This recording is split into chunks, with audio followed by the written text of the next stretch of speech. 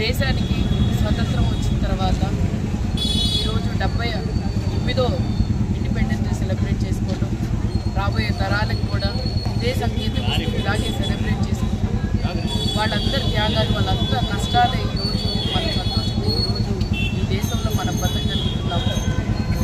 ఈరోజు నిజంగానే పీస్ఫుల్గా కానీ సాక్రిఫైసింగ్ కానీ లేకపోతే మనం త్యాగమూర్తుల్ని గుర్తుపెట్టుకోవాల్సిన అవసరం మనందరికీ ఉంది.